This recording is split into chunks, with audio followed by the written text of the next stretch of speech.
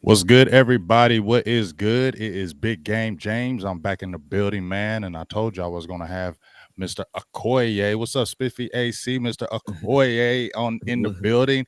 We What jumped up, in though? there. I'm about to share this link on my Twitter real Yeah, quick. yeah. Give me Share two all that good seconds, stuff. so Share everybody all know that where good we at stuff. with it. Yes, sir.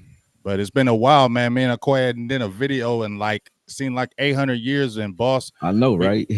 we boss brought you back on for the final word, and I was like, you know what, man, I got to get my dog back on here, and we got to talk some football right quick. You know what I'm saying? What's up, Jay Lombardi, Brian Gaines, the Ninja, Super Bowl champ? What's up, man? Keep on coming in the building. Yes, DQ is home, and we're definitely going to talk about that. Them headlines is popping like crazy. You know what I'm saying? And me and Akoye are going to talk about some other things. I'm going to pick your brain today, sir, and get some of your thoughts on the recent things that have been happening in the Cowboys news. Sean Payton, Dan Quinn coming back. You know, the possible of lame duck coach of Mike McCarthy in 2022, even though they said he's assured for this season to be the head coach. And I feel like you assured him to be a lame duck coach for the year. You know what I'm saying? But we'll talk about some of that down the road. But what's your initial thoughts? Dan Quinn is coming back, Akoye. I feel good, but I'm not like doing cartwheels right now. Understand how I'm saying it, because it's just a lot of saga that's going on in Dallas. So I'm just like, all right, man, just come on back and go to work. You're not You feel doing me? cartwheels about Dan, or you're not doing cartwheels about Just about the McCarthy? situation, not but just I guess about the whole Cowboy situation. I'm happy Dan Quinn came back, but I'm still frustrated about the whole situation that's going down. So it's kind of be like, okay, he came back, that's cool, but I'm frustrated about other things because other things need to be taken care of as well. You feel me? But that is a major positive, especially to me, Micah Parsons, this whole defense for sure. But Micah Parsons, I think he was instrumental in his career, and you've seen how he did with Curse. I think that might be instrumental in possibly him coming back now as far as be his re-signing. You feel me? So that's a good thing. So kind of just give me your thoughts about it, big dog. I mean, sometimes they say when you win, you really lose, and sometimes when you lose, you really win, right? Right. And I think with this one, the fact that we lost in the playoffs is probably the reason we got to keep Dan Quinn. So I think in the long run, that loss might solidify us for some time to come because we saw what we can do with just a glimpse of what Dan Quinn could do with these versatile players. And we're about to draft again, which we know we're pretty good at. We're getting a full off season with guys like Boss Man. So right now, I think we're in the driver's seat in regards to what we do in this upcoming season. So the fact that we didn't go to a Super Bowl or we didn't go to the divisional round, which would have probably raised Dan Quinn's price and profile, that's probably the reason we're going to get to keep him. And I think in the long run, that may help us because Dan Quinn, I didn't think he was going due to the fact that the type of coach he is, he's a developer. Right. And I couldn't see him just saying, hey, starting with a guy that he could make a Lawrence Taylor type career with a Micah Parsons and then transforming a guy like Curse. Like when I said this was his perfect storm this year, it really was. And he has a lot of guys that he hasn't even really got to see the best of. Your Osas, you got your Chauncey's, you got Hooker who started coming along late in the season. So I think that along with the fact that he wants to develop those guys, I think that was one of the reasons he stayed, because where was he going to go and walk into a more talented group of guys than he could here? So I'm glad he's here. I'm glad that happened. Yeah, man. Like I said, that's a great thing for the defense because that I felt like that was going to be a big step back if you did lose a Dan Quinn, especially with everything that's been going on with Mike McCarthy, Kellen Moore, the whole offense. You didn't want to have that lose that because that was 1 year where your defense went from terrible to the tops in the league, and to get a whole new guy, that's a whole new brain, new mentality. You got to warm up. It's like you just having a favorite boss at a job and then they just moving on. And now you got somebody else. Yeah, I've been I'll in work sales for a you. while, so I know. You feel me? I like you, man. You ain't like the old guy. You know what I'm saying? You feel me? And I felt like that would just be a lingering stench that would really hover over the Cowboys. But I got a quick question from Jacob Lavers. He says, what's up, BGJ and Akoye? Do y'all think Kellen Moore and Mike McCarthy can turn this offense around, especially with this. I'm giving you the endorsement for 2022 year. What's your thoughts on that? I mean, it's more of the same because less Mm-hmm. is more. I said that earlier in the year. I've been criticizing Kellen Moore for a little while now, but Right. the good thing is, before when I was criticizing him, I was kind of standing alone, only man in the room, Right. due to the fact that people couldn't quite see what was going on with him yet. Uh-huh. Now that we've gotten this sting, he's gotten it too. So Right. could we win with Kellen Moore the way he was calling plays and the way McCarthy was allowing them to last year? No. Could Mike McCarthy make a case against anything last year and the year before? Not really, because the offense was rolling. So he couldn't really he couldn't go to Jerry and say, hey, let's curtail this or let's tweak that a little bit because of this example. But now Mm-hmm. we have a stinging example that would give Mike McCarthy ammunition to be able to change a few things and give Kellen Moore enough of a hot seat to kind of start listening to balance more so than the past happy kind of offense he was running throughout the his stint here. Like, he's been a pass happy guy. So I think that may be, like I said, more of the same. The fact that we lost in the way we lost and the way it felt, not only to Jerry, who admitted that, the players, but also the fans. I think that catalyst against Kellen Moore. And then you also saw he was the hot hand too going into Mm-hmm. the head coaching positions. So Right. if he wanted a head coaching position, he definitely is serious at this point because he knows he's close, but all eyes are on what he's going to do and how he bounces back from last season. If he comes in with more of the same, not only will his job here be in question along with Mike McCarthy's, but also his prospects at being a top flight young head coach in the league may be over too if he has a repeat performance. So I think we might get a little bit more out of this offense due to that fact alone. And if we don't, he deserves to go. Yeah, that's an excellent point that you just said. We'll get to this question in a second from my dog Daywalker Vaughn, but that's an excellent point you just said, Great Akoye. question. That was a great And question. and Yeah. and I definitely feel what you're saying, because now it was almost kind of like, since nobody was really talking about it, like you said, since you feel like I was once really standing alone on this, wasn't a lot of chatter, because it wasn't, because Kellen Moore was the boy wonder, right? Right. The only thing you really said about Kellen Moore was that red zone offense. That was kind of There you his go. thing that you kind of would only kind of say about it, but just say, "I'll get Yeah. better, get better." You feel me? But Yeah. now, once the guys like the Kurt Warners and those guys who are actually going to the playbook and showing you, okay, this is basic and this is needs to stop and this needs to Right. change, or Dallas Right. is not going to be good.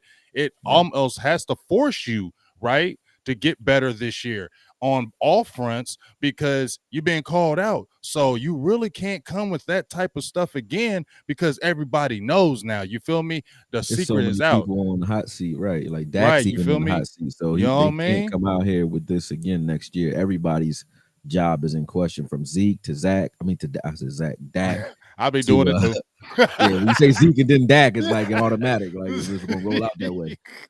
but, but yeah, everybody's job is in question. I mean, the offensive line is like everybody's on a hot seat at this point. We talking about whether or not we keep and Coop. Right. So I think regardless of who lines up and suits up for them this September coming, I think they'll be a lot more focused on what the offense needs to do. I think we already know the defense just needs a little help. Like, if we helped it out with some balance on the front end, I think we're still playing right now. I don't think there's anybody who argues that in the Cowboy Nation. I know there's those who disagree on why we lose or who needs to be blamed, but I think the reason we're all arguing the way we are is because we all know we're better than what this is. If this Yes. was an overachieving team that we didn't think could make it this far, nobody would be mad right now at 12 and Mm-hmm. 5. Mm-hmm. They were pissed because we were all talking Super Bowl. And although we do get excited when this team does anything good, sort of like a baby, this year I don't think we thought it was fluff. Like, I don't think it Right. was fluff this year. I Right. think this year you got a guy who got 11 interceptions Yeah, on his man. team with a guy who's a rookie getting 13 sacks, part-time pass Yep. rushing, with D-Law coming back playing the way he played down the stretch, with Randy Gregory playing the way he played in the beginning of the season. Neville Gallimore coming in down the stretch and solidifying the run game a little bit more than it was. And then you had the emergences of guys like Osa and Chauncey while those guys were out. So we knew we had something, and a lot of those guys will be coming back next year. So If you can't win with this, then as an offensive coordinator, what else do you need if you can't win with the type of talent you got on the other side of the ball, giving you more at bats than you are accustomed to at that? So those things definitely point to everything, all eyes being on deck when it comes to this offense. Even on the other side of the ball, those guys are like, hey, we doing our job, fam. Y'all got to do something on the other side of this ball. And Yep. yeah, especially in big games. Yes, sir. I totally feel you on that. We'll get this question from Dave Walker Vaughn. We'll still kind of bounce off of that. He says, how will Mike McCarthy call plays this year? I think Mike McCarthy wants to call plays. Who makes that decision? That's a great question, because here my thoughts are, you already heard Mike McCarthy come out and say, that ain't for me to do it. I don't think it would be good for me to be calling plays right now. It ain't for me. So when I hear that, I feel like, is that Jerry-ish? Because this dude did be an offensive coordinator. And why? Because here's the thing. I want to say this to you, Akoye. When they talk about the Sean Payton thing, that's the one thing I think the difference is, and I said it on the show I did yesterday, between Sean Payton and Mike McCarthy. Sean Payton ain't going to sit there. If Kellen Moore was doing that crazy stuff, he ain't going to sit there and let that happen. He's going to jump in there and take that. You don't think that? I got you. No, you're right. But there's more to it. It's sort of like saying, main man wouldn't talk to me like that, but we don't know that you all got we got past history. You know what I'm saying? Okay. So you might see. Okay. You know what I'm saying? Yeah. Sean Payton is sort of from Jerry's tree. Right. So Jerry would revel in the idea that he one took of his over. guys came here and did his thing. I think Sean Payton would come here, although they're very similar in career. Sean Payton's history here, he would come here, and you're right, he probably would be able to override some things, but that's because Jerry probably give him more leeway than he's given a Mike McCarthy, because it's like the devil versus the one you don't, so to speak. Right. So I think Mike McCarthy stung himself in the COVID year with Mike Nolan. And I think that gave Jerry the leeway to say, aha, I do what I want. You know what I mean? Right. So Yep. I think there's a lot more that goes into it other than just Sean Payton being better than McCarthy, because Mike McCarthy's history, man, I did a lot of research on Mike McCarthy, man. He started off as a wide receivers coach. Yep. He went to KC when he was in the league with I think that wasn't Reeves. That was I forget the head coach's name. But from 93 to like 95, he was with Joe Montana. He was coaching Joe Montana. You know what I mean? So at the end of the day, then after that, a young Brett Favre, Aaron Brooks. Aaron Brooks, and that was a nice offense. And I don't mean to cut you off, Okoye. Right. But when he took over Aaron Brooks was, I looked at his career. He was not playing good quarterback. You feel me? His first year he was good was yes, with Mike I McCarthy. know. Mike McCarthy made him better, because if you look at Aaron Brooks's each year with Mike McCarthy, his stats became ridiculous every single year. He went up in his game. Right. So it's not like Mike McCarthy. That's why I also said yesterday, Akoye, was frustrated me. People all like, oh, Mike McCarthy's trash. I said, we forget Mike McCarthy was smashing Dallas, right? He was smashing Dallas every single year. And we was like, we want that over here because he kicking our butts. Now they like, but we now hate this all guy. of a sudden we hate this dude. Hold up. And here's it's not the fans' fault though, man. Like I said this on my channel the other day. we so, it's like there's nothing more dangerous than a man that's like been starved. Like, you know what I mean? Right. The motivation for a starving man is a lot more than the guy who just ate a couple of seconds ago. You know what I mean? Although the guy who just ate might be more dangerous, the more desperate man at the moment is more of a threat. So it's like the same thing. Like the Cowboys fans are like that desperate man. Like we haven't had wins or deep playoff success in a long time. So when we get close to it, you almost got to kill us to get us to calm down. I think that's part of it, because I don't think they're really looking into Mike McCarthy's whole career. He's done nothing but won and had offensive success everywhere he's ever been. He wasn't riding on Aaron Rodgers' coattail. He's a man that's wild and wise enough to make a Aaron Rodgers sit behind Brett Favre until Brett Favre was ready to go. So, those are decisions being made by not only the Green Bay Packers organization, who runs their team sort of like a board as well, although they're a little more conservative than we are. But I think Mike McCarthy had a lot of hand in that as well. So with that saying, like, I think people kind of take that for granted. You take that for granted. Sean Payton doesn't even have the resume that Mike McCarthy has. And that doesn't mean I don't like Sean Payton a little more due to the way I've seen him call plays, but I'm pretty sure if we pulled open the film from Green Bay during Mike McCarthy's era, the Eddie Lacy years, things like that, I think we'll like what we see there too. Because, like you said, we were getting beat by him.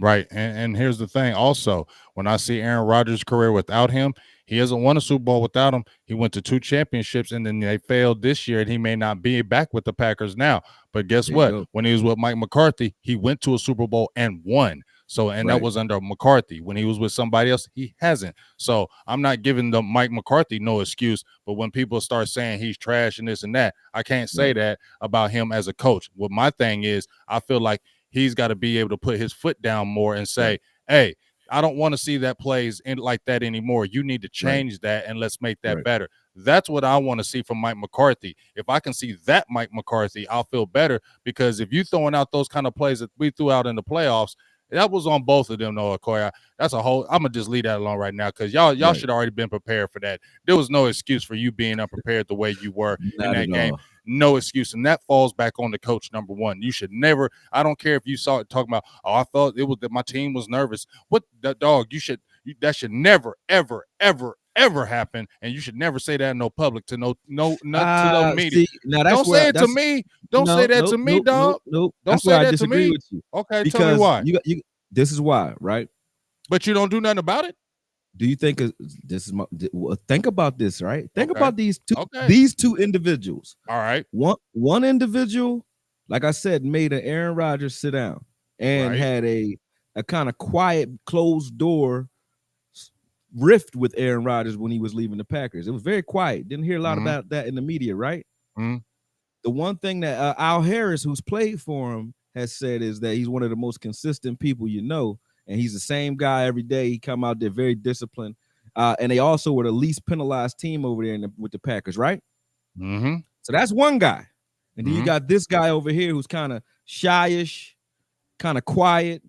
Also, we were the height in as far as penalties are concerned. We were at the bottom of the league there, right, or at the top of the league, however you're looking at it. Top of the league. And then beyond that, he's a guy now that has been in the media speaking indirectly around certain topics rather than behind closed doors like he usually does. So it sounds like now he's out of character, but you have to ask yourself why. Like the same guy who would sit Eddie Lacy for being overweight, the same guy who will sit a Aaron Rodgers behind a Brett Favre is a guy who won't tell Zeke to sit down with a partially torn PCL.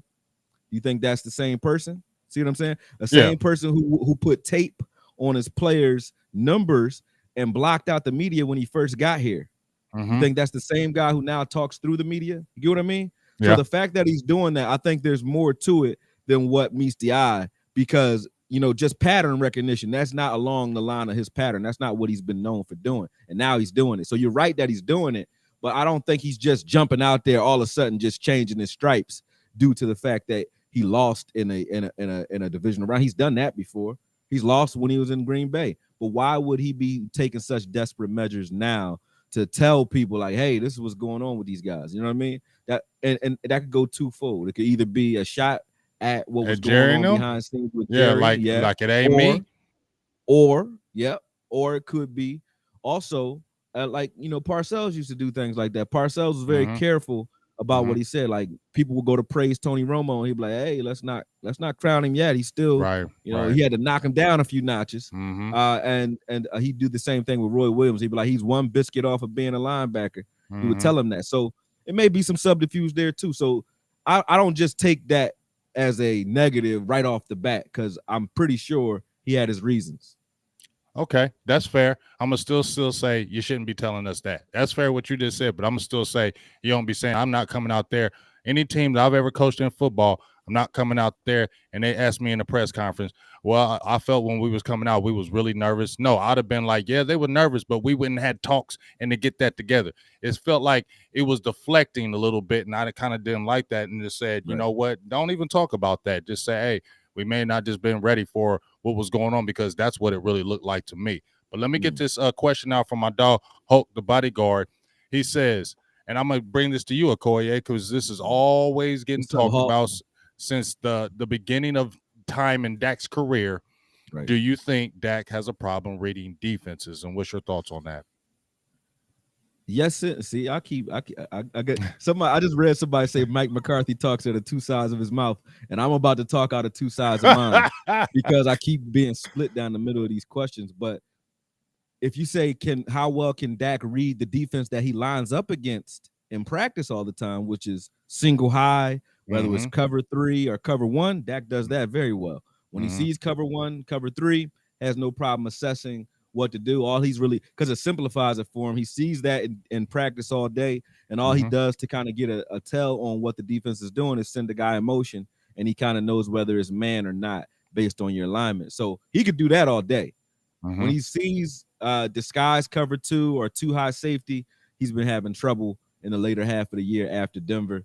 But that's again a good thing due to the fact that now that he's seen that consistently on film, he'll learn to read that as well. I think Dak had trouble in the beginning of his career even reading what to do in cover 1 because you used to see Des saying like that was cover 1 Mm-hmm. snapping, and he would Mm-hmm. say it like that was cover 1, that was cover 1, Jason, like what's up, like you Mm-hmm. know what he's supposed to do in cover 1, he's not doing it.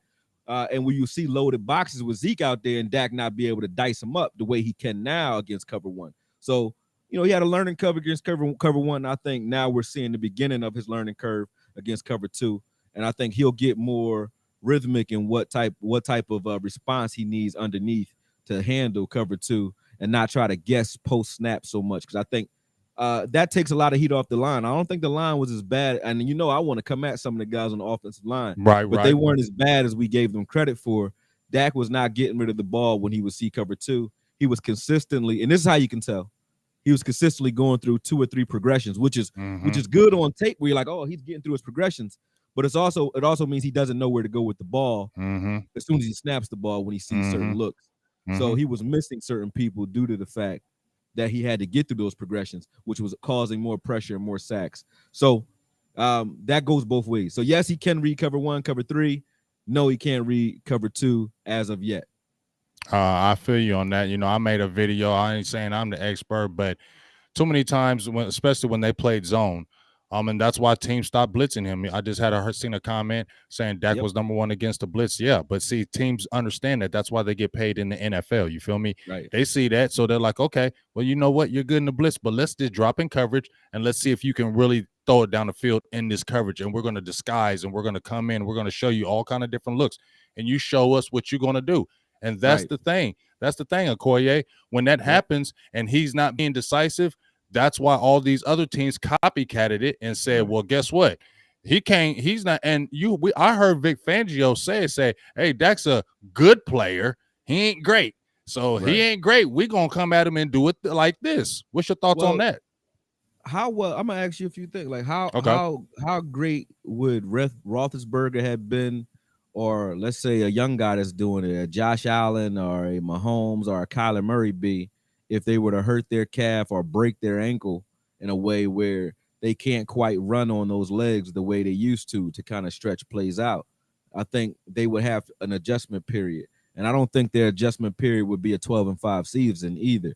So I do get people know, like I kick Dak in the ass when I need to, or Yeah, when I you sure feel like do. I You don't see sure what I do. want to see on film. So Right. if there was a time for me, a person who y'all claim is a Dak hater, to kick him, it would be now. Right. And if I'm not kicking him, that tells you something. But his game had changed. He's not running the same. A lot of the things that he used to do when we would see cover 2 would be just take off on you with his legs himself. And Mm-hmm. he was reluctant to do it for a number of reasons. But I think his game now has to adjust. Like Peyton Manning's game had to adjust. He broke his neck and he But started lining up in the pistols. No more under let center, me right? ask you this though, Okoye. Yeah, That's okay. He's 28 years old, and that was a bad injury. And he said himself, and you could kind of tell at the end of the year. I saw him running the ball a little more fluidly at the end of the right. year, But not because cutting. but he No more wasn't cutting. cutting. It Yeah. was just straight line. He wasn't trying to do anything. It was just straight line run. Yep. But And he my was no thing more is throwing off those toes either. Remember, he right. used to jump and Yeah, throw the ball. because He that hadn't calf. done that. Yeah, he Mm-hmm. hasn't done that because he hurt himself Right. doing it in the Patriots game. And that was just showing those legs, those wheels ain't quite right yet. So if Right. you hurt yourself just doing a little hop like that, no one touched him, that lets you know, But sorry to cut you off. My bad, man. Go ahead. No, you good. Because here's my thing. Use this whole year to rehab, get it fully right, because it should be fully right unless there's something majorly wrong. And my thing is, you got to reincorporate it back in that game, Akoye. You Right. got to reincorporate. If you're healthy, you got to get back to running because you came in as a dual threat. I'm still seeing, like I said, Russell Wilson is over 30 years old. If Yeah. that pocket breaks down, that dude He is gone. running. You feel what I'm I saying? think Dak will reincorporate some of that back into his game, of course. But it's a lot of guys that had that problem. Like I said, like you saw Donovan McNabb tear his ACL and instantly started to learn how to, get better in the pocket as far as his pocket presence the next year, him Right. being a pocket passer, so on. You've seen these things. You've seen Tony Romo break his collarbone a few times and got a lot more smart about what to do with the football and his release. He had one of the quickest releases near the end of his career due to that fact because he knew it was like my body's breaking down. I got to get rid of the ball. And I think have you ever seen Ninja Assassin? You ever saw Yes, that? I have. My That's one we of my got it. movies, man. We got it right. Actually, we just watched it yesterday. Oh, that's crazy. I'm a psychic. I told you, man. Trying to tell you, man. Nam yo ho no ring get killed, man. Listen. But the reason I bring that up because you now to be fresh in your mind. Remember how they would go a year without certain senses so that they would get stronger in other areas. And I think Dak having to deal with a year where he couldn't run quite right, and now if he still can't get back to that form, he'll get better in other areas like his play action, his under center. I think he could if he could learn. Like when you watch that last drive of the second quarter or the first half, where we actually drove the ball up the field in those power looks, he was under center for the entire drive except for the red zone. If he can learn to be a lot more dangerous under center and become a better play action quarterback, that can return to form a lot sooner than we think. I think the fact that he can run that RPO and can run all the time, that was probably holding him back a little bit because he was primarily a shotgun guy, and the rest of the team doesn't work as a shotgun team. We're good in spots there, but we have maulers on our offensive line. Our offensive line gains life if you just let those guys peel off the ball and actually go forward rather than pass blocking even when we're running. You know what I mean? So him getting under center helps everybody, including himself, because you buy himself. He bought himself a lot of time, a lot of easy looks on those naked boots due to the fact that they didn't know if we were running or not, and he was seeing a different personnel because when we're under center, you got an extra linebacker in there and you got more guys in the box. So guys are crowding the middle of the field, opening it up on the outside so he can hit those guys out there, as opposed to having 5 to 6 defensive backs spread out when you're in shotgun. I think that's probably what his problem was in the first place. You got a different personnel out there when you're in that shotgun. When he was under center, he was able to dice that up a little bit better. And I think that he would be a better under center quarterback than we would give him credit for. I liked him a lot on film all year under center. When we kept talking about it, 12 personnel. What was he doing? He was under center most of that time. So I think he's better there than he is in shotgun. If you look at shotgun, of course, shotgun gets chunk plays because it's shotgun, but we weren't half as good as we were when we were under center, in my opinion. But we ran 75% of our plays out of shotgun. That's a great segue because you're basically answered this question because I pulled up because you had mentioned it, Okoye, and I was looking what you were saying because I watched personally Dak as well. When he's under center, he can come 1, 2, 3. It's almost like he's more decisive with his throws. It's like and those hitch routes work. Yes, and it's like he has the ball because he right because he's got to take it and he's got to go with it. It's almost like when he's in that shotgun, he's got to sit there and look and think. And it's almost like it's too good reactionary when he can come right up under center. A slower drop. He's not even his drop isn't that fast. So he's taking a slow drop and he's letting that leg sell too, but he's taking a slow drop out of shotgun. So you're giving defenders a lot of time and a lot of depth on you. So, and then when you can't step up in the pocket because you got a guy like Connor Williams on the line. Connor Williams, I agree with Vach in the sense that Connor Williams isn't as bad as we like to make him seem. But when you know that you have guys struggling out there, I've seen people with a horrible offensive line learn how to use them. And the way you do is you don't require them to block as often. I remember we had Andre Gerard, who was good, but he had a lot of problems too. But he moved around on the offensive line a lot from guard to center or back and forth. And Parcells was able to use him because he had an offense that was predicated on getting the ball out of his hands, out of the quarterback's hands as fast as possible, so that those guys don't have to be rock stars back there. You're not always going to have the luxury of a Fredericks and a Leary and a Tyron Smith and a Zach Martin and a Doug Free. You're not going to have that every year. And while that line is shuffling around, you have to protect those guys too with the passing game, with a quick passing game and a run game that allows them to at least wear the guys out that are in front of them so that Yeah, they and can't get off. I feel you on that. But you know what, Connor Williams, I'm not a hater of you, but bye. We Yeah, oh, need, I agree. yeah, I we agree. need But we need still, the Ron Larry type back. We you need wouldn't have that's what. been half as mad at him though had he been, because what Connor Williams can do is get in space and knock the hell out of people. He Yeah, can do that. he can do that. So you wouldn't have been half as mad at him if we had a lot of those highlight reels where you're like, yo, look at Connor being Connor. Connor never got to be Connor. Connor had to be a wall when really he's like a Hummer. He needs to get out in motion and hit something, man. He's not a guy that's just standing and he's not a bus. Yeah, he's Zach not a Martin's a bus. yeah, You he's not know, a stout guy. He's a guy yeah, that's on the yeah. move guy. He's a guy He that needs you're to be doing out there sweeps and and be out as too. They want to get out there and hit something. right. We didn't use that enough. A lot of Well, down blocks from the big guys and let those two guys just peel off and get into space. And I think they can do that. well, they need to do that. Well, I know Beatis, because they need to figure that out. In my opinion, on this offensive line, you got to get a mauler right there at that left guard to really put next to Tyron. There's some guys out there because when they get that mauler next to him, when they had Ron Right. Leary, they went hand in hand. So what do you think about this then? Because I was just Okay. talking to guys about this earlier. Uh-huh. I said, well, this isn't a permanent solution, but because we Mm-hmm. have a full off season and we already showed we got the willingness to shuffle a line around, Mm-hmm. moving a Collins inside Yeah. to left guard Yeah. during the offseason and Mm-hmm. having Biadasz sandwiched in between both him and a Zach Martin, I think Mm-hmm. helps everybody. Yeah. Because I look at Collins, I gave Collins hell at right tackle, but I Mm-hmm. look at Collins and his style of play, and his legs weren't quite right at right tackle this season. Because he got Uh, too big. Right. But just like Larry Allen was once a great left tackle. But when his feet were, we just could face it. Hey, we like the guy, but Mm-hmm. he still has his power. That's the last thing to go. But his feet ain't there no more. If you move him to left guard, I think you solve a lot of that for him, and you solve the problem we had, which is the one thing that Collins doesn't have a problem with is power. He had a Right. problem with speed Right. because the speed would get him to kick too far, and then you can counter that, lift him up, and run through him because he's trying to kick instead of using his anchor stepping, like stepping with power. But left guard, I think he helps us dealing with some of those defensive tackles that were lifting Connor Williams up and taking him on a ride to Dak. And and then Biadasz gets to do what he's good at, which is just help out. He doesn't have to be a guy that can hold up a one tech by himself. All he has to do is help out because he has two guys on either side of him that can handle their own as far as power is concerned. He just has to keep his head on the swivel for those games that are coming back inside, and then that helps us. And you already saw Still can do a little bit outside. So I just think doing that going into the draft allows us to take the best player available rather than saying we need to address offensive line as it stands. Because if you leave it as it stands, you're right. We need to go after either center or left guard or both, because I don't like either one of those guys together. But I don't hate Biadasz half as much with Collins next to him.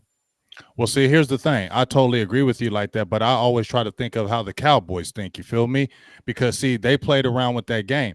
Everything that you're saying, we've been talking about Collins Yeah. going to left guard. It's been talked about. My dog boss Cowboys and OC been beating that horse for like since midseason to make that switch. They had him on the depth chart when he came back on the field from the suspension at left guard. And just to what you're saying, I just feel like you got too big. He looked like a one of those weird robot guys that's big up top and they little at the bottom, and he can't move because you lose your agility when you get too big and work out up top. You lose that agility. He was skipping leg day. Yeah, dog, he was missing it, and you can see how big he was up top. He couldn't move. He could not move, and that's how people were killing him. And if you look at that game, in that San Francisco game, they were first started in tight, but then they start wide nining him. You know why? Because they wanted Boza to be able to get a quick rush so he can throw him off balance. Yeah, once you throw him off balance, he's done. You could do a lot of things to him. Yeah, and it's not because he's weak. It's because once he sets outside, he doesn't have the agility to get back inside. All he could do is fall one way or the other. He would just fall and take you with him. And that was causing a lot of holds. And he's not half as bad as those holds would indicate. I think he's just playing out of position. Yep, he's playing out of position. That was a lot of stubbornness doing that. I don't know if it's him being stubborn or Jerry, but somebody needs to tell him, hey, man, you still got some pop, but you need to be inside now, man. Zach Martin's not moving as well as he used to, but he's still a wall. You can't carry him to the quarterback. You know what I mean? Right. So I think Collins is in that same category. You wouldn't say Zach Martin is still, as nimble as he used to be or as good as he was 2 years ago, but he's still damn good, especially against power. Yeah, he's still damn good, but he looks normal. He looks like a normal offensive lineman where La'el Right. Collins looked abnormal. You feel me? Especially at that Right. right tackle position. Right. Think about this. Just saying this, Akoye. That's why I said it's cool with Steele going that right tackle because he's earned that position. That's where I feel Right. like the Jerry Jones thing came in there about why is this guy still starting there? Because Terrence Steele, when you look at his body type, he has the athletic body type to move. And when they do sweeps and power and things of that nature, he's built for it. That's why he needs to be the right tackle. And like you said, here's my thing. I thinking like how the Jones is thinking, so that's why I'm like, man, we maybe need to get a Ron Leary type at left guard. But I'm feeling That you. is the Ron Leary type, right? I'm feeling you when you say put Collins right there and do it now. Don't wait until here comes training camp and then you decide to do it now. Get him used to going back to guard, body used to going back to guard. Say this is what it is. Hey, you don't got to come out in the media and say you made a mistake. Just put him over there, and that's what it is. And then you put Steele at right tackle, and then that line gets better. And then you should draft for replacements for Tyron Smith. You need to get that replacement in the building. You need to get him there. But if you do that, Akoye, and La'el Collins' best season in his whole career was at left guard. He gave up only 22 pressures and no sacks. That was his best career. So it's best for the Cowboys to do it because it kills the two birds with one stone. Now you don't feel the pressure, as you just said, to drafting the left guard at 24. If you got Collins there, now you can do BPA and you can find other players because you said, well, we already filled that need. Yep. And I think that going into the draft frees us up to be able to go and get better as a team rather than addressing a need, because I don't mind the offensive lineman in the late first round, but I think we're a lot better if we were to address, were to address the draft or approach the draft with that BPA mindset. Especially like I'm shameless plug. I'm doing the top defenders in the 2022 draft right now. My picks anyway for the top defenders. I love defense first, so I'm doing those guys now, running through these guys like. If we had to go, hey man, for whatever reason, you got a guy like Dean, although we're not going to get a Dean, but you got a guy like Dean up against. Never know. Let's speak it in. Let's not speak that. Okay? Right, we got never CeeDee know Lamb because think about it too. When Nick Bolton came out last year, I said he was a second round draft pick, and when I did a tape on him, I said he was a second round. Everybody was like, "Now Nick Bolton's going in the first. Nick Bolton's going in the first. Nick Bolton." Right. He fell in the second. So you never know. So we ain't gonna speak that. We're gonna still be because I love to have that Dean next to that. So we're gonna still speak positivity in the air about that. Yep, and that other kid, it depends on who we don't keep too, because we got a lot of guys that are coming out in this draft that are versatile that I like. So, but I want to be, I wouldn't want to have to make a decision for. Would you want to keep guard. LVE? No, you don't want to keep LVE. Even if they didn't spend a lot of money on him, you wouldn't want to keep him. I think even if you're not spending a lot of money on him, I think if you're just going with that approach, I would rather see the development of Gifford than LVE anyway. If you're going to look at it from a let's be cost effective perspective, and I don't think no matter what you do, he's not going to be cheaper than that. Right. So if it's about being cheap, you just go with Gifford. If it's about level of play, I don't think LVE is what the film would say last year. I think LV showed I give you flowers when but I also, I came at his neck for the first half of the season, but I did see an improvement when Neville Gallimore came back. So LVE, if he goes somewhere where there's a big guy in front of him, and if my hunch is right, like he was kind of protecting that neck, making a business decision this year prior to free agency, then I think LV can still play at a Pro Bowl level wherever he goes, though. So I will say that about him. He played horrible at times for us, but I think half of it was the injury, because if you look at, and that's the same thing I say about Dak. I said I came at Dak something crazy in the past, and now I'm not. I was on LV when he first came here.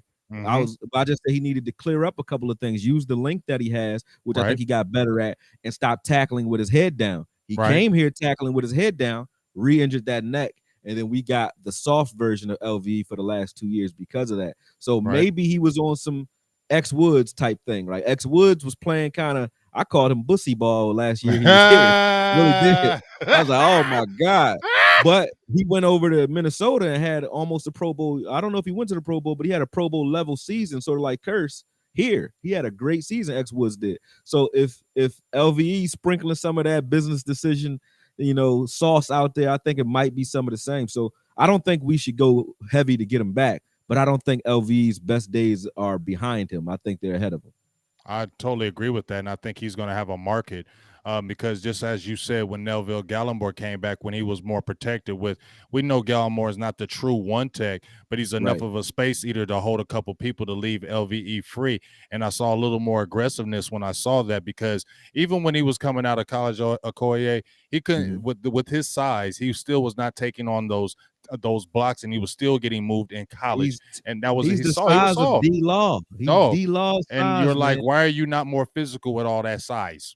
And to show you how physical he should be, look what Randy Gregory was doing, the offensive lineman. He's the same Right. size. They're Right. same exact size. Randy Right. Gregory's body slamming anybody tried to block him. Now, if LVE was missing plays, but he was taking Kittles on rides and Right. flipping guys, I'll say, hey, man, he Right. might miss, but he's a bat out of hell. Right. Wherever he at, he gonna cause chaos. I could deal with that because then you Mhm. just make him a Sam type player and say you set the tone and make everything cut back to D-Law. You just put him opposite side D-Law, no matter what, and let him set the tone by hitting that line like a Sam and forcing everything back towards D-Law. And you kind of stabilize this defense by doing that. He just wasn't able to do it. He played like Sean Lee, like a Will. He was very smooth and patient and calm and serene. And then you had you had Neil coming in being a striker, and I'm like, what's good? You the small guy. Neil should have been playing like LVE, and LVE should have been playing like Neil was this year. Exactly. With all that size, that definitely should be happening. There you go. Let's talk about Amari Cooper, big dog. So with Amari Cooper, I feel like it got a little ugly with Coop, especially with Jerry mentioning him like he did in the interview, but it got ugly during the season, especially with the vaccination thing. That was a big thing in Cowboys and with Jerry. And then toward the end of the year, you saw him at the Mavericks game without a mask. You can be like that, but I felt like it was being real kind of rebellious. I don't know, but I felt like it was. And then you seen at the national championship game with no mask, and they already had those discussions. So you seeing that, I feel like. And then Amari coming out in the media when he's the third most targeted player on the team, and he's saying, look, that ain't me. It ain't me that's fell off. I'm still got the juice. I can lead the league in all these categories if I got the ball. So don't play me like I'm not a good receiver anymore. And you heard that. Then he got fined $14K for not having the mask. You feel me? So now they're talking about restructure, and you could save. And I'm going to pull this up right quick, dog. Let me pull this up. With the potential savings, I'm going to name some players off, okay? Amari Cooper from my dog Bobby Belt. These are either release, trade, or restructure options with the Cowboys. Amari Cooper potential savings is 12.5 to 20 million, and that's either restructure or straight cut. How do you feel about that? Would it be a big mistake for the Cowboys to let Amari Cooper go? Yes, this year. If it depends. Like if we had a Sean Payton on this team now, or if Mike McCarthy had control over the offense now, no. I think you can figure out ways to, we got two good running backs. We got other receivers that are okay. I think CeeDee Lamb's emerging, but he hasn't quite got there yet. He had his opportunity to be that guy, and I think he still showed that he's still not quite there yet to turn that corner. So with a coach that had a different scheme that could feed a number one, I think you could still have success just getting the ball into CeeDee Lamb's hands and letting him be that yak guy no matter what. But if you're going to continuously run a Kellen Moore scheme, you need an Amari Cooper, because even when you watch the film, they say, oh, Amari Cooper's not running routes the same way. That's why he's not getting the ball. You could tell when Coop knows that he's the decoy based on the way he's running the routes. And he ran routes that way where he would take his man with him, and that's all you're asking. But he's not trying to kill himself on it because he's still trying to be ready for when his number's called. And you can tell when his number was called and when it wasn't. You could tell when it was an audible and the audible was going to another side of the field, because you would see Coop blocking on some of the routes where you would see a slant on one side, but Coop blocking on the other side. Those are the Mm-hmm. plays that were clear that it was a running play front side, and Dak called an audible backside.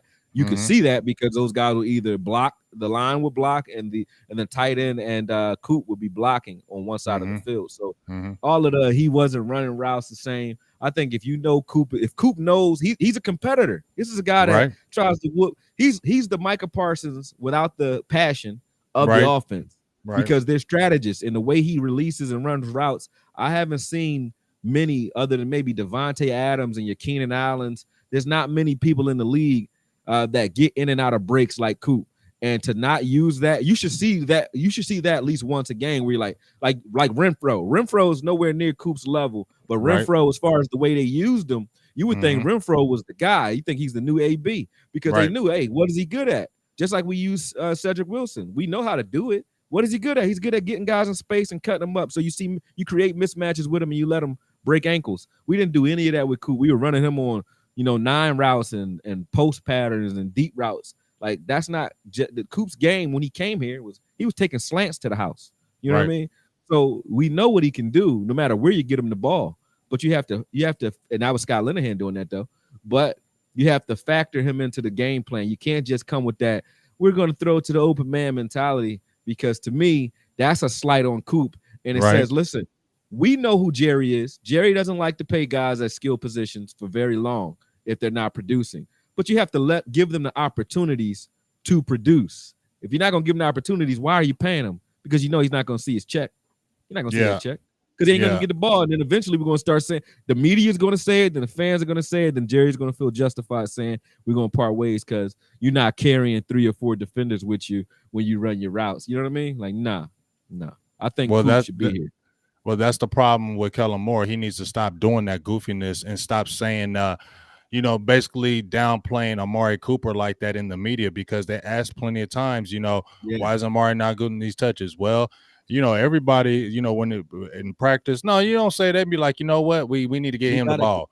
We got to get him the ball. Period. And when he said it like that, dog, that frustrated a lot of us out there because it's like in Boss Cowboys was one of the people that was like, that's that Leonard Hannish type stuff that you jump out there and try to downplay the guy. And we know daggone well Coop's value. And just like you said, this to me, this team is better when Coop gets that ball early. This offense really gets to cooking.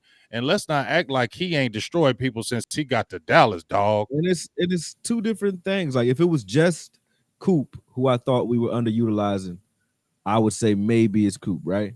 Right. But we even saw Gallup. The way Gallup was used when he came back was different. He was a fly right guy. He was no longer underneath. It was everything over the top, although he made some plays doing that. But the biggest one is how many sweeps? You can count a lot of them. How many sweeps did we see? How many sweeps did we see Zeke on? You're on the right track. Right, yeah.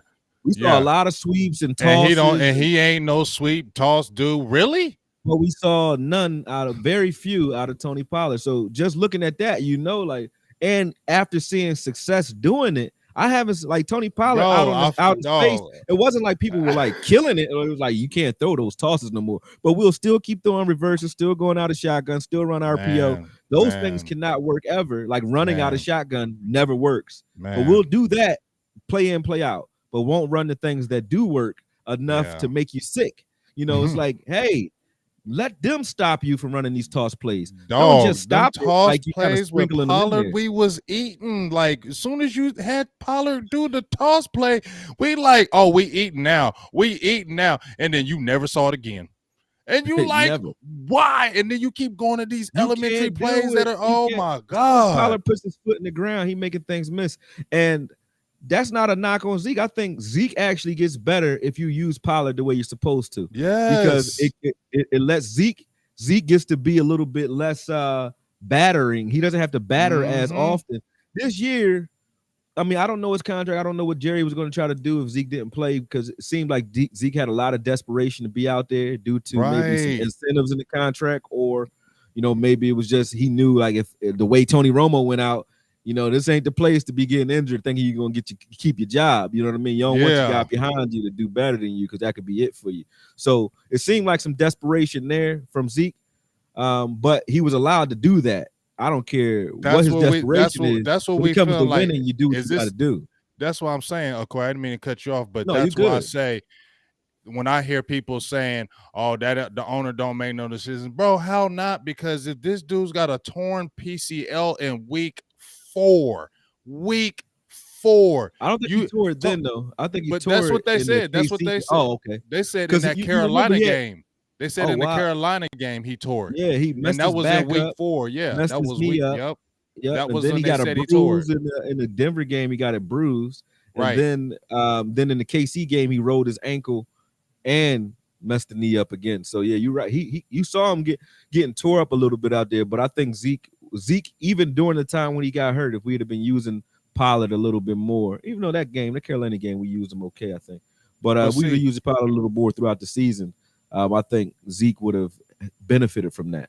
that's what I mean, and that's why I say those kind of decisions frustrate all of us from afar. Because when you hear that in the media come out at the end of the year, that's more frustrating that y'all didn't address it during the year. Because even when I Yeah, watched the touches, I went back to the touches after I heard about that, and the touches from Tony Pollard never went up; they it went went down. down. They went It went down. down. So when he Like, got hurt, Tony Pollard's touches went down. They did not go up, and you know what? and he It would wasn't be even it would look. Check this out, Okoye. go ahead. He wasn't even hurt until New Orleans. So when they said Ezekiel Elliott got hurt, he had 7 weeks before he even tore his plantar fasciitis in that New Orleans game. So you You had wouldn't be able to seven tell weeks that. of healthy Tony Pollard, Yep. hurt Zeke, and you never gave him more carries. And I think that's where I said that's the Jerry thing coming in, because Ezekiel Elliott's make 12.5. I'm not trying to talk about pockets, but he makes Yeah. 12.5 million a year. And they'll be sitting there like, Zeke ain't gonna be no backup. Zeke, we extended him. We're the ones he sat out for this, and we paid him this money,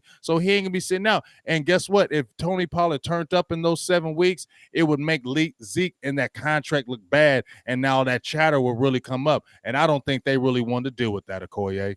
But that's troubling from Mm-hmm. a fan's perspective Yeah, because very troubling. it lets you know that the Cowboys are playing favoritism and Yeah. it's not a meritocracy and it's money Yep. ball over there. Yep. Money plays. Yep. Same thing I said when you saw Collins play over Still. Money Mm-hmm. plays. You Mm-hmm. saw a lot of LV out there over Neal and over Gifford, which I don't think he Yep. was better than either this year, but he had an opportunity to get a new contract. So money plays. You know what I Mm-hmm. mean? So it's the same thing. I think that at the end of the day, Pollard would have definitely turned this offense up to a whole new degree. But the fact that he carried the ball less in the second half, and I can see if he was carrying the ball less and Zeke's carries were going up, it was Mm-hmm. almost like when we're not going to run you, Zeke, we're going to use you as a blocker and we're just going to throw the ball rather than give it to Tony. So it wasn't like Zeke got 20 carries a game and Tony Pollard was getting 5 and you were just giving extra carries to Zeke, which I think Zeke would have done if he got 1,000 yards with the lack of carries that he got. I mean, he would have done better, obviously, with a few more. So they weren't just giving extra carries to Zeke. They would just say, okay, we're just now going to throw the ball all together. And Tony's still not seeing the field. So that's what was crazy to me. Yeah, very crazy. So I'm gonna ask you a few more questions, and I got one question about this Blake Jarwin Dalton Schultz thing. I say, I'm not hating on Dalton Schultz, Koye, but I feel like he's not one of these extra, oh my God, tight ends. I feel like he's a good tight end. But to me, he's not great. When I say Blake Jarwin, I know he's injury prone, but I'm talking about what he offers. He can stretch the defense deeper than, to me, Dalton Schultz. I feel like he does offer more. He's got good hands and he can catch the ball. And you saw when he really got cooking, he stayed healthy. He extends that defense, that defense, like he opens that seams. Like Blake Jarwin can cook, and I understand it. But I want to ask you this: you got free agency coming up with Dalton Schultz. Now, there in the potential savings for Blake Jarwin, 1.7 to 4.8 million. You could probably cut him, or you could probably just cut him and probably save that money. Would you cut Blake Jarwin and put that money towards Dalton Schultz, or would you keep Blake Jarwin, look at that young kid Sean McKeon, and maybe get a pick later on in the draft? What's your thoughts? See, you got two approaches, man. I know where the fans are with it. I know why they keep saying like you can replace Schultz, and it's not. I don't think Witten was like the greatest tight end in the league, right? Mm-hmm. For most Mm-hmm. of his career, I think he was very consistent. Mm-hmm. It's the same with Dalton Schultz. What the reason Witten had such a long career, and other than the fact that he was so tough, which I think Schultz is tough too, Mm-hmm. is the fact that he had chemistry with your quarterback. And Dalton Schultz, Jarwin may be the better. I thought Rico Gathers was a great tight end, but he didn't have chemistry enough time on the field to have chemistry with anybody. And same thing with Jarwin. Jarwin is good when he's here, but I think the chemistry that Schultz has with Dak, he's become Dak's security blanket. He Mm-hmm. had more targets, I think, than Coop. Mm-hmm. So to become Dak's security blanket, I don't think you break what is working. So that's the one thing in the offense that we're not going to complain about is Schultz. So if that's the case, if it ain't broke, watch how to replace it or fix it. I think that Jarwin, he's good, like I said, when he's here, but he's one of those guys where it's like it's a good toy to have, but it's a Lambo versus a Hummer. You like a Lambo. I like the Lambo a lot, but Mm-hmm. you need the Hummer when it get down and dirty. And I think Schultz is that. McKeon, I think he's a better blocker than both, but again, it's not broken. So why would we try to create a new chemistry or a new dynamic now with another tight end as if Schultz is not a guy that's worth keeping? I think he's worth keeping just for the fact that the chemistry is there, if nothing else. Like Dallas Clark wasn't the greatest tight end in the league, but him and Peyton Manning had a lot of chemistry. You know what I mean? So chemistry counts. And I think that's why he'll be here, regardless of what we feel about him. I think Dak likes him. And if you look on film, Dak knows how to get him the ball at least. So I don't think you'll break that. Yeah, I think, like I said, I feel like if you're keeping Schultz, then you're going to have to cut Blake Jarwin. You're not going to pay because Blake Jarwin's making $8 to $9 million a year. You're not paying two tight ends at that position because the way Schultz is looking as far as his market value, and he's going to get some money on that market. He's like 11 to 12 million on that market. He's going to get a payday. So my thing is, if you're keeping a Dalton Schultz, then you're probably going to have to cut a Blake Jarwin, keep a Yeah, McKeon, and then probably maybe get another blocking tight end. That would be the thing with me. Now, I do like McKeon, though. I think he got some potential, dog. I'll be keeping yeah. my eye on him. Um, Anthony Brown, Jordan Lewis. Between Mm, both of these guys, 2.3 and 5 million in savings. Now, I know everybody be hating on A. Brown. He had a career year this year. He played a lot better under Dan Quinn. yeah, Obviously, we know going into next year, it should be Diggs and Joseph. That should be your starting corners. yeah. But A. Brown and Jordan Lewis, he all right. You know what I'm saying? But I, Anthony, I, I they ain't be hating on. disrespecting that I, man. I don't. Trust me. I don't disrespect Jordan Lewis at all. Oh, He is okay. a good player, but Right. you can get on him. Don't tell me you can't. You can Oh, get yeah, after a yeah, Jordan yeah. Lewis. You can really get after him if you want to. I You think know what I'm Jordan saying? Lewis, his biggest problem is Anthony Brown in his career so far. I think A. Brown is better than him in the slot, big dog. I just feel like I Jordan think Lewis is a better outside corner. yes. I think his biggest problem is we wanted to use him in the slot because of And his height. he's not a And slot, Anthony, and he's an outside. exactly.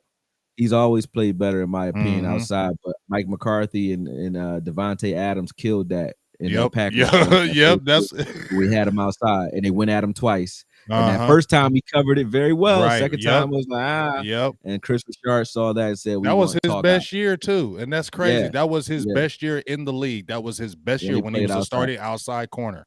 and that's when he was good for. Look at what he did because they talk about his height.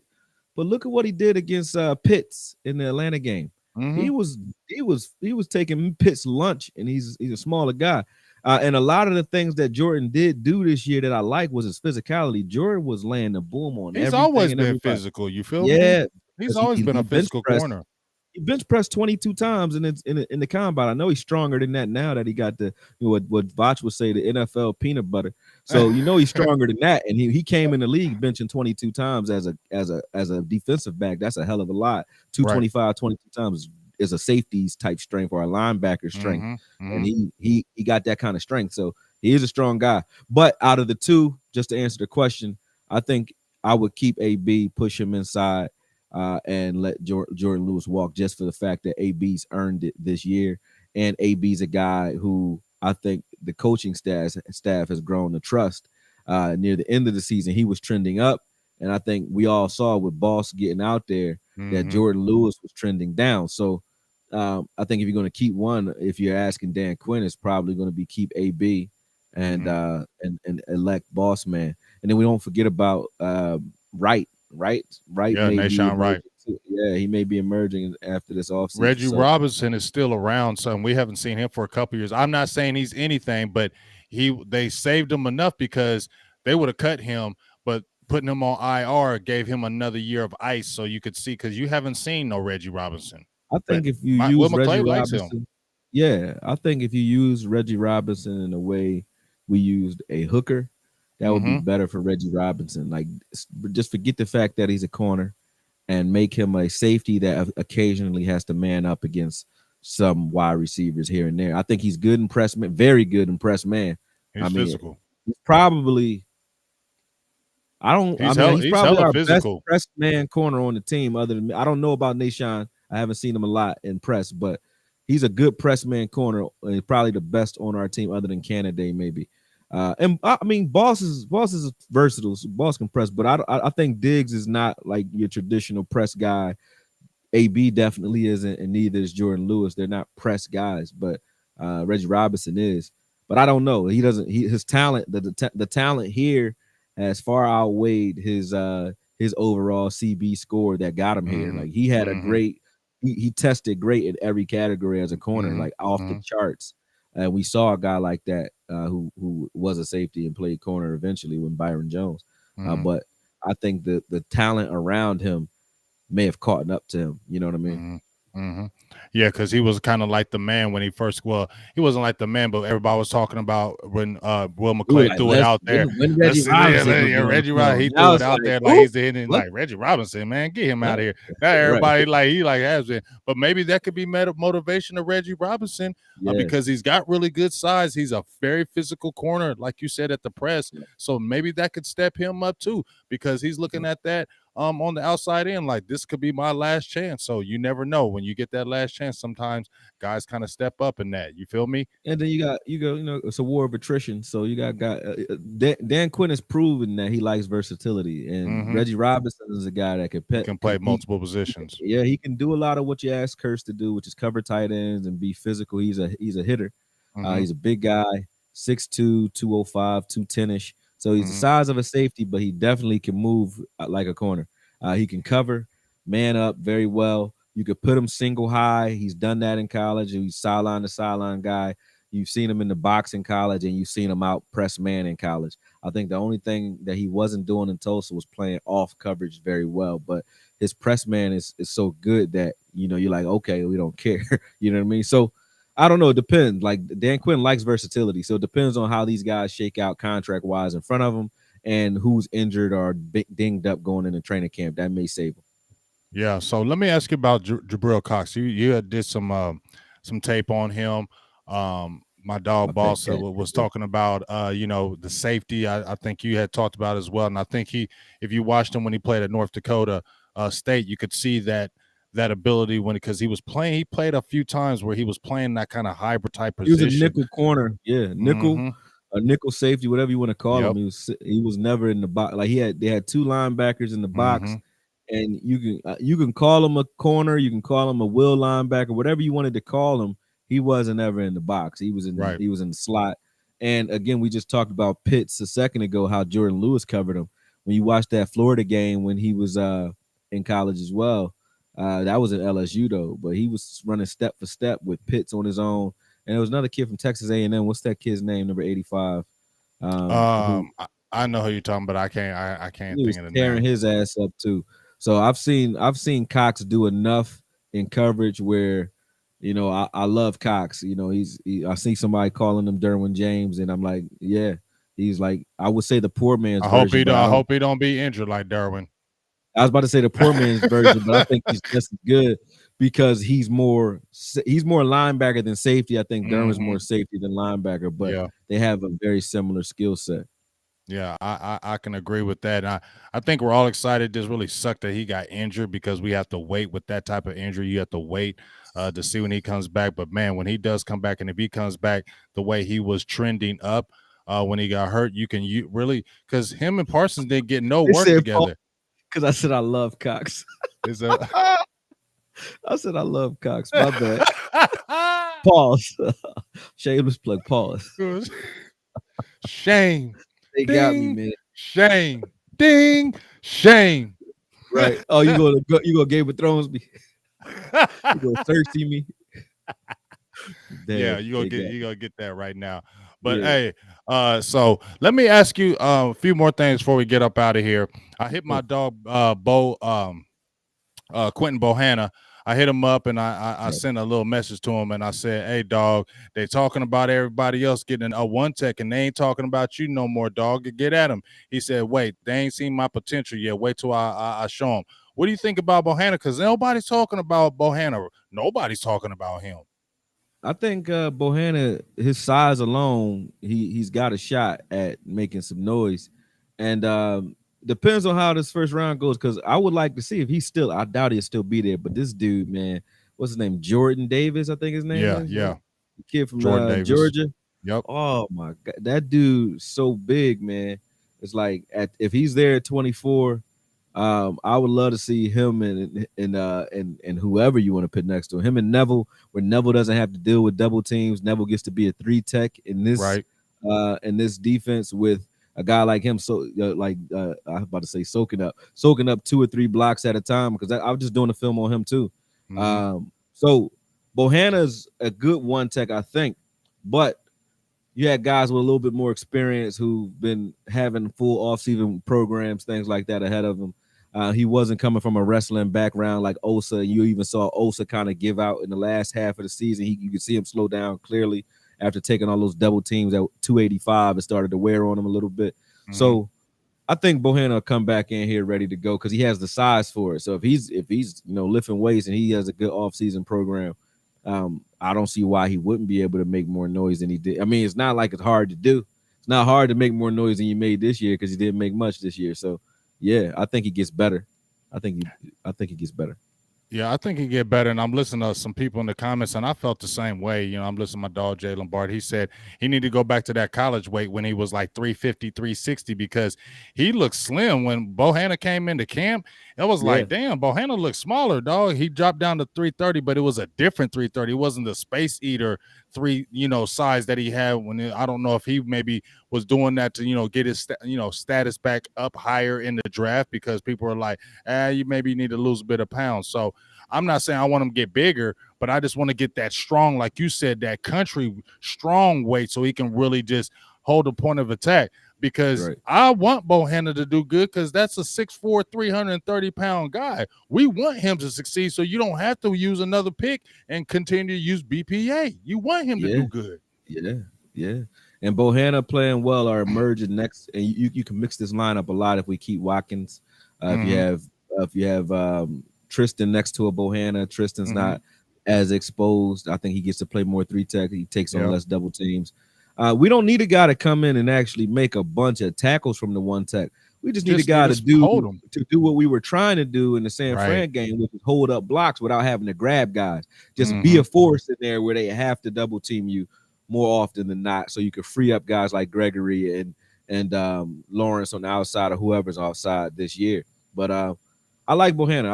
I think his size, like you just said, 6'4", 340 is I think 345, 350 ish. I think that's where he needs to be. And if he gets there, or if he just comes in a little bit more muscular or stronger, um, that will go well for this entire defense. So you're right, yeah. But I think that's automatic. I don't even think you have to ask. With a guy like Dan Quinn, I think players want to get better for him. They want to play Mm-hmm. for him. And Mm-hmm. even more importantly, whatever you can do well, you saw that with Jalen. Whatever you Right. can do well, he will figure out a way to Yep. use you and hide you in the Yep. scheme. And that's what a good coach can do. You can Right. say, like when you're coming from the college ranks or you're coming from Pop Warner, you can't control. You ain't doing a lot of drafting. You know what I'm saying? So it's Mm-hmm. like, hey, you got to play with the guys that you got. You got athletes. They say this guy could do a little bit of this. So this is how we have to curtail our defense to make this guy better at what he does. You know what I mean? Mm-hmm. And he's shown that he's able to. Dan Quinn can recognize what you do well and either hide you or enhance you, either or.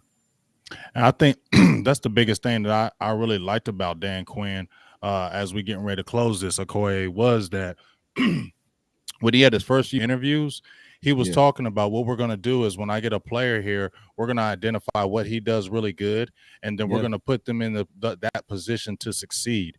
And he stayed true to what he said. That he right, really identified the strengths of certain players. Remember when they were talking about Micah Parsons having a green dot in the preseason, but it switched to Curse because it allowed us to keep Parsons free and not have to think about so much. He could just play reactionary football, and Yep, then you saw Curse step up. So that's coaching. That's coaching more than anything. So I man. think that's the Coaching, huge yeah, coaching means everything, dog. Coaching means everything, and that's the good thing that, like I said, two good things before we head out, and yeah, I want you to say a couple things off of it. But for me, two good things that came out of this season right now is that you got Dan Quinn back. He didn't take a head coaching job. That's a good thing for the Dallas Cowboys defense and in the draft this year because you got Quinn in there another year, and I think it'll be another good draft. And the good thing about it is Kellen Moore got exposed from a lot of very the good, higher ups. Mike McCarthy got exposed. These guys are very good, exposed now. So there's nowhere to hide in 2022. So if you very good. fail in 2022, then yes, you just need to go. Kellen Moore, you're probably never going to get a head coach job. Yeah, coordinator might be suspect. So really, you from this point have to do your best Right. because the NFL is not for long. And see, Yeah, Jerry Jones is hiding you yeah. because see, Jerry Jones and them brought you over. Nobody else. Linehan No, brought you over here. Nobody else. So right. if you don't have that protection no more, we can never hear about you again. You get what I'm Not at all. saying? So One you hundred got to percent. step your game up for sure, Kellen Moore. If anything, for your you could need to save your career, in my opinion. You need to save your career, in my opinion. This could be a Yeah, career I saving mean, because, like I it said, if he's is. not with Dallas, who's gonna be jumping on Kellen Moore, dog? Because who's gonna be If jumping on? Let's Kellen keep it don't make real. it here, Kellen Moore will go backwards a notch. I don't think it'll be a lateral move. I don't think he goes and is an offensive coordinator anywhere. And then even if he goes backwards, what to back to quarterback coach or Right. what? Ain't nobody looking at Offensive him no pass damn game quarterbacks coordinator. coach. Okay, Like what would he Okoye. be? If he doesn't make it here, he's probably out of the league for a while, or Mm-hmm. probably down to the college ranks somewhere where his style of offense, maybe works. But Kellen, yeah, that's two good things that came, and I'll add one thing that I have to give respect to. Mm-hmm. I think if you took the name off of the jerseys and you changed the numbers and you put 24 and 30s position all year, you would say, man, boss man gonna be great next year. He had a hell of a season. I mean, you would be excited.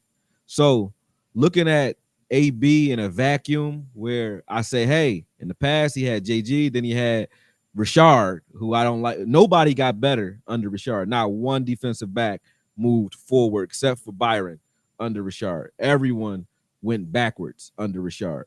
I mean, I liked Richard coming in too, and everyone went backwards while he was here. Your results are your results. And then Nolan was a roller barrel, and it was COVID, so I don't count that year either. So, and AB got hurt a lot too. But the year where AB was under a good coach in a good scheme, AB looked this way. So that was one good thing that I think came out of this year. I know people are going to marry me to him now, but I'm real big on tearing players up when people are big on them and they playing like BS, and I'm good at giving guys their flowers where people are down on them and they're outperforming our expectations. And I think that's another good thing that came out of the season, other than the emergence of like a Parsons on the field and a Curse. A Curse is another guy who I think deserves a lot more of our respect, because I see people saying, well, we could replace Curse, which you can. I think you can.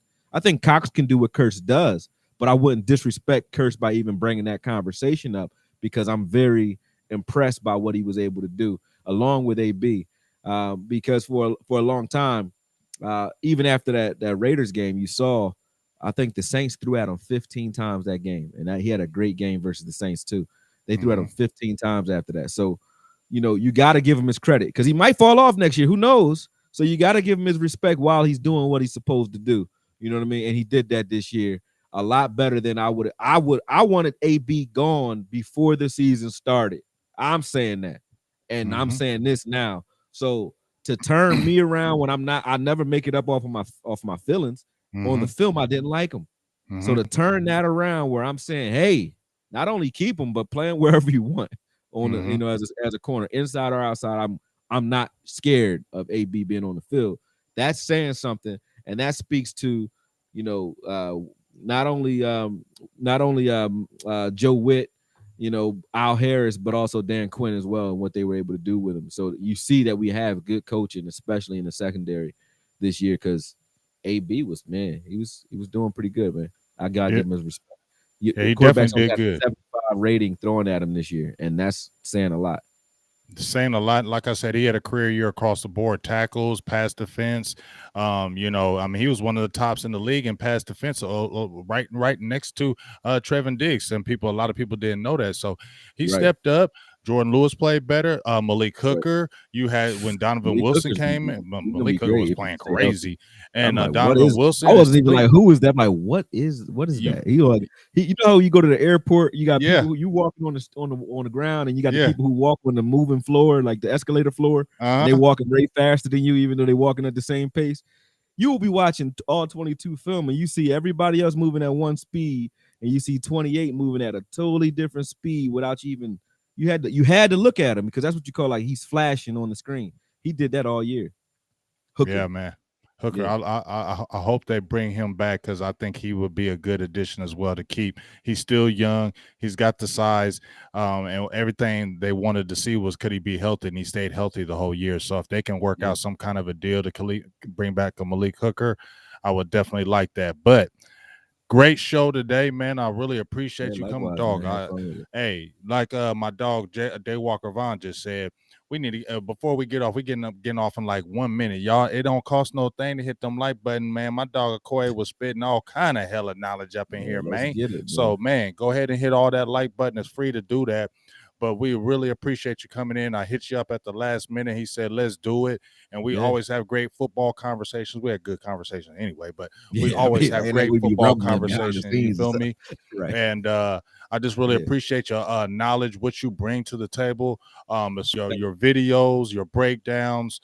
I really like listening to you how you talk the football side of it too, because it's always teaching me things. Because I don't try to act like I know everything, so I like really Me listen either, to what man. I watch all what you y'all the bring to same the way. table. You feel Same me? way, man. So it's a great thing that you're doing in the Cowboys community, and I always respect it. But let Appreciate it. everybody know, big dog, where they can find you. I know you said you're doing some breakdown tape for some defensive guys. I want a lot Yep. of people to check that out. So please, and if y'all know any boxing or anything like that, because my Ooh, my uh that's my my thing right cousin there. owns his own boxing gym, and I've been in the Mm, gym boxing for a few years, training with him. good.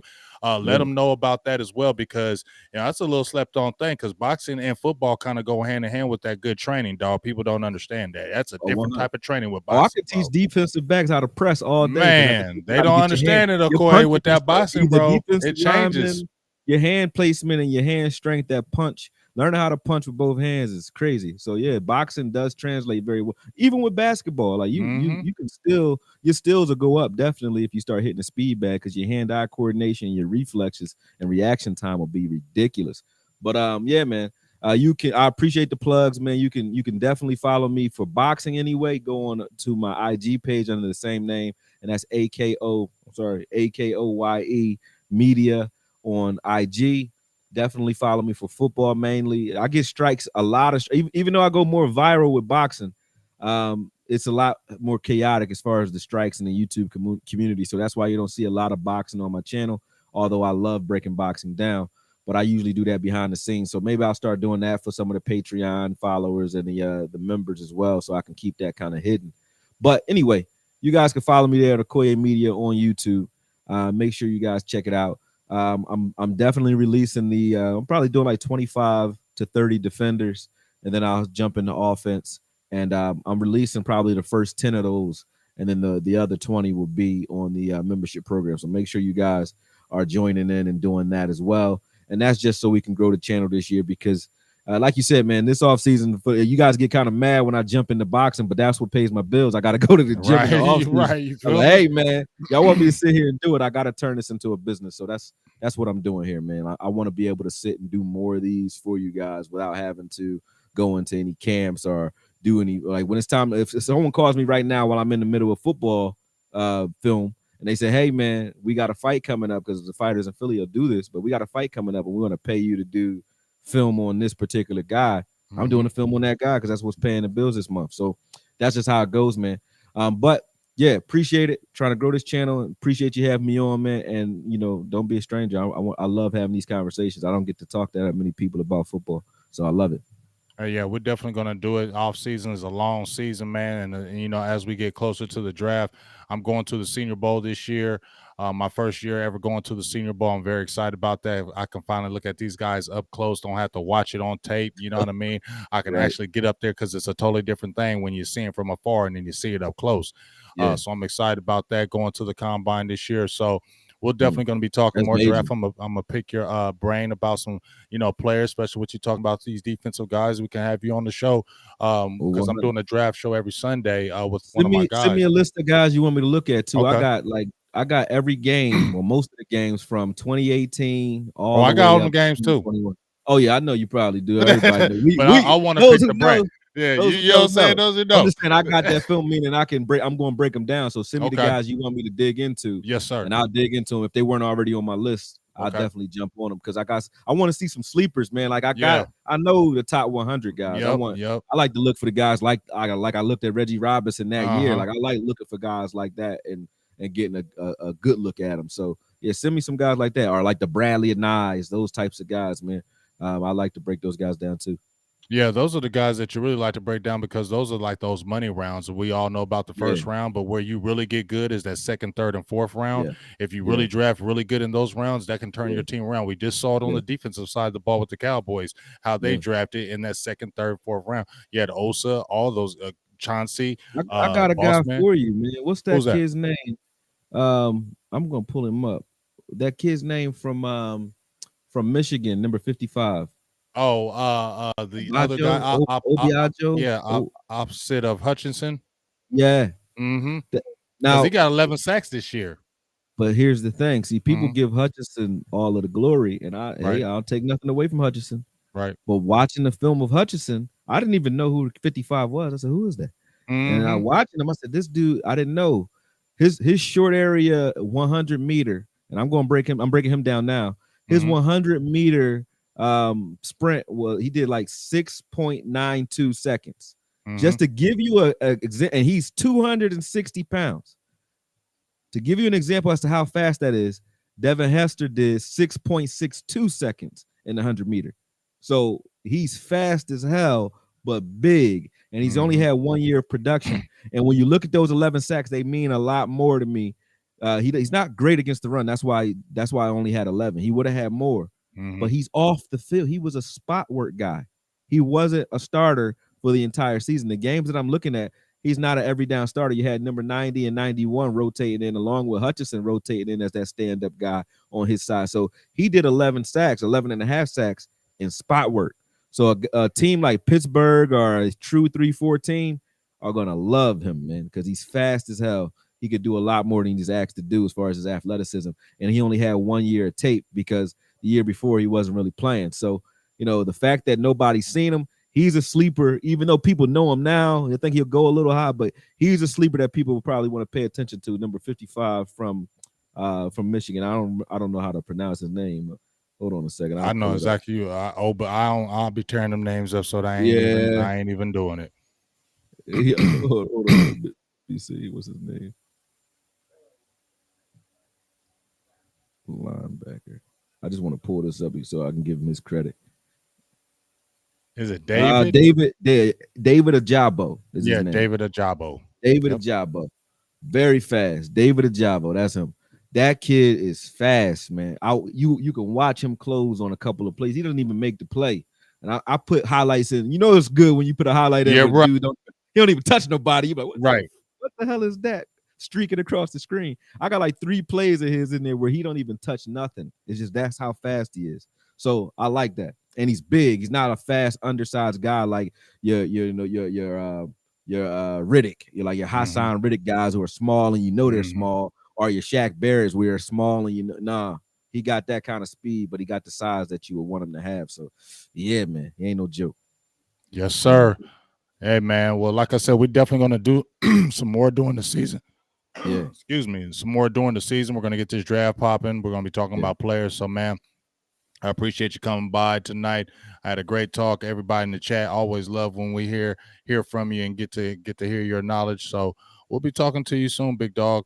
When I turn this off, when I do the music, I'm gonna head all the way off because I'm about to go straight get me some food Oh, because yeah, I've I'm been getting right hungry. back into the film, man. I got this this Patreon list. Everybody like, yo, where is the videos? They about to start jumping off that joint if I don't hurry up and get this done. So I got a lot of work to do, man. So I'm gonna sit here and pull a late nighter. But I definitely I'm gonna throw this one out tonight just because we was on here, man. I had fun with this. But watch N'Kobe Dean. I'm done N'Kobe Dean already, so I'll just go ahead and put that out now.